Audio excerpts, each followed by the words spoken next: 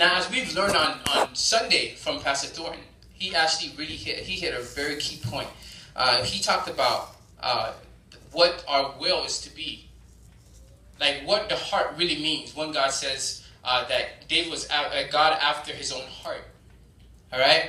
So your will is your heart. When he says he's after your heart, or you're after his heart, that's your will he's speaking of, or your agenda. All right? Now, the heart of God speaks about your will and your agenda. Now, when God knows your agenda is really for him, your heart is for him, and your will is towards him, then your life will truly change. Amen? Amen. That's like my opening line there. Okay, so heart equals agenda.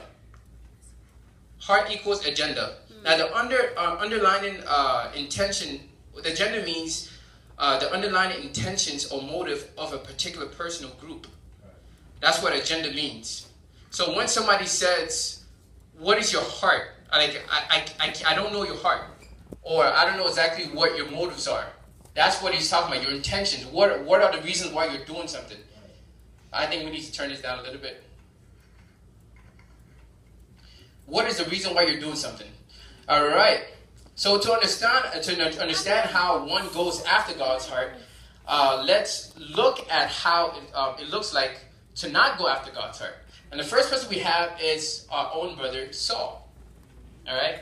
So we're going to look at the life of Saul and why he was considered a man destitute. God really dismissed him. All right. So let's turn to 1 Samuel 13:9 verse 10. 1 Samuel 13:9 verse 10. Okay, so now why on earth was Saul so dismissed? Why was he 13? 13. Like that does not look familiar. 13:9 verse 10. Yeah, so Saul was the first king of actually England, the first king of Israel. Now he was placed in as a king because the people wanted a king. It's not that God picked him to be a king because that was his plan. That was not God's plan. That's what the people want, and the people wanted. They didn't want to be ruled by Samuel anymore. They wanted a king in place of I guess what we call the godship or the Godhead. Yeah. All right. So they kind of, in a way, disregarded God and said, "We want a king to rule us. We don't want you to rule us. We want a king to rule us." All right. So Saul was picked as permissive will, as God's permissive will to the people. All right. So let's go on here.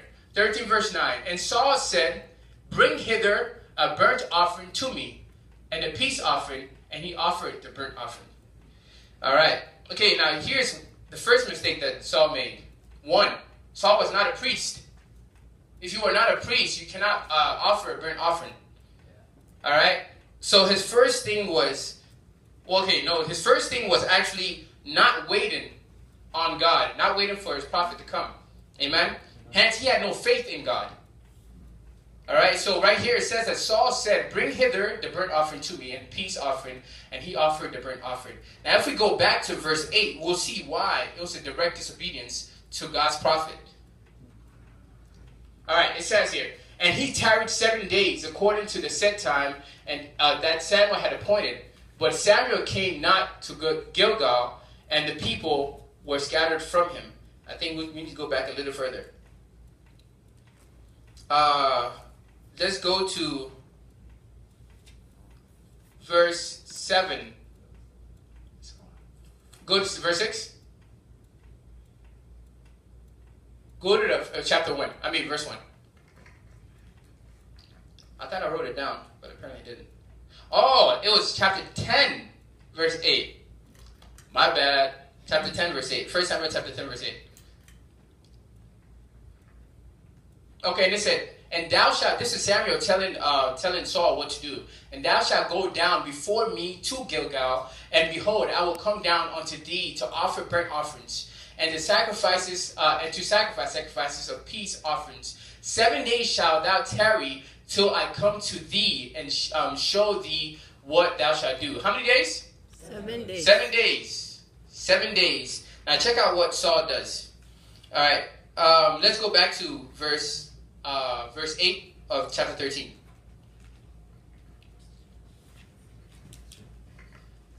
Okay, and he tarried 7 days, according to the set time that Samuel had appointed. But Samuel came not to Gilgal, and the people were scattered from him. Continue.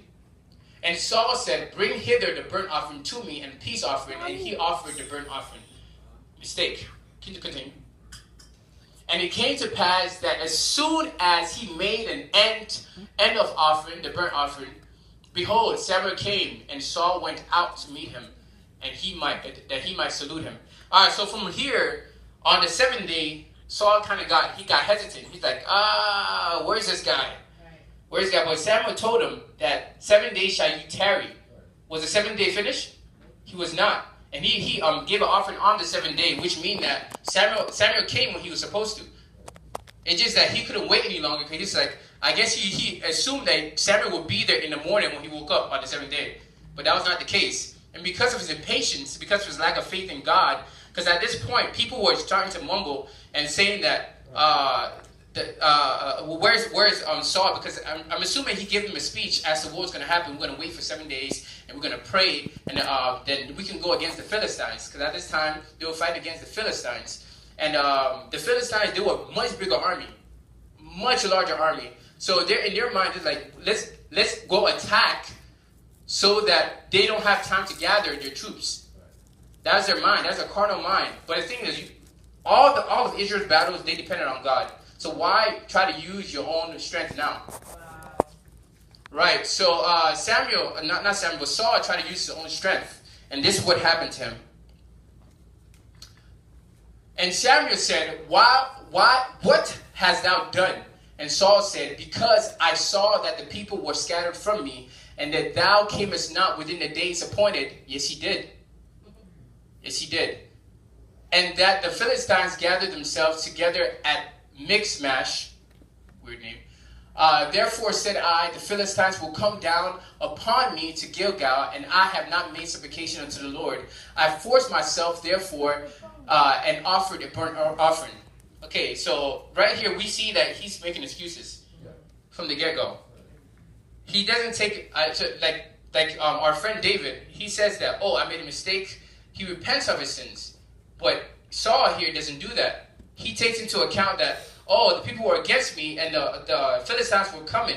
The thing is that if the Philistines are coming, don't you trust God to take care of them before they get to you? So right now we're talking about the key of trust. Do we trust God enough?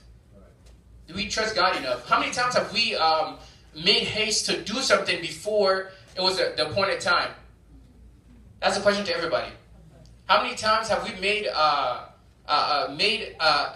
rash decision when it was not the time to make that decision? Jumping ahead of God because we think we can help God. That's what Saul tried to do. And this was exactly what happened to Saul. I'll go to the next verse.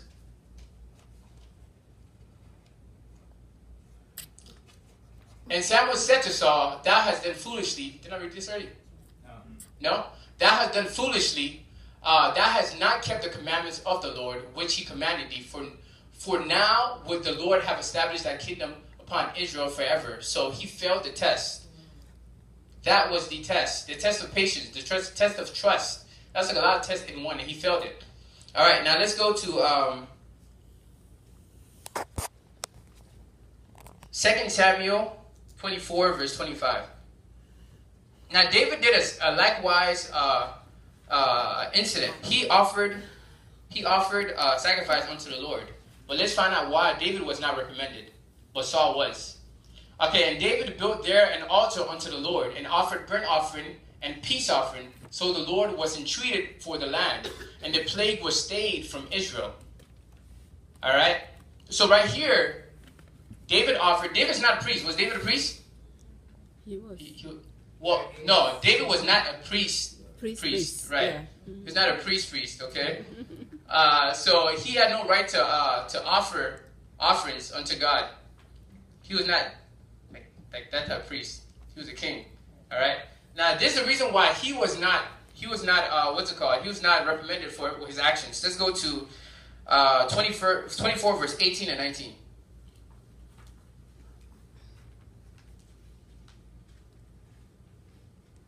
All right, and God came that day to David and said unto him, Go up, rear an altar unto the Lord in the threshing floor of Aruna, the Jebusite.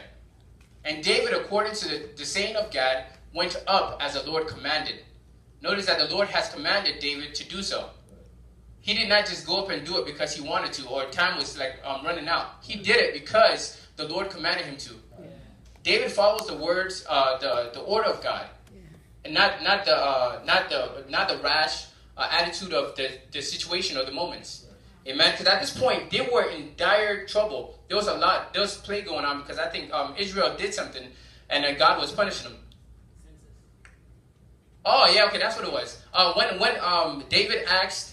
He asked Joel, what's his name? Joab. There you go. He asked Joab to go and take a census of the strong men or the fighting men in Israel. And because he did that, God, like as soon as he finished doing that, his heart smit him. He said, "What have I done?" And so God came to him and it said three things that you can either suffer the plague, you can suffer a death at your enemy's hands. I forgot the third one. No, I don't think that's it, because you would have picked that one. 3 days of pestilence. Hey, 3 days of pestilence. Yeah. There you go. Thank you, Mama. At the hands of God. They think that he chose the hands of God because God is merciful. All right. Now, let's get to the better parts of this. Now, how do we seek after God's own heart? Now, why was David considered the man after God's heart? It honestly, David himself intrigues me because he probably did worse things than any of us did. He took somebody's wife, slept with her, got her to get pregnant. It's like, oh man, she's pregnant. He calls the guy Uriah to come back to the house for him to go sleep with the wife. So he'd be like, oh, that's your baby, man, good job.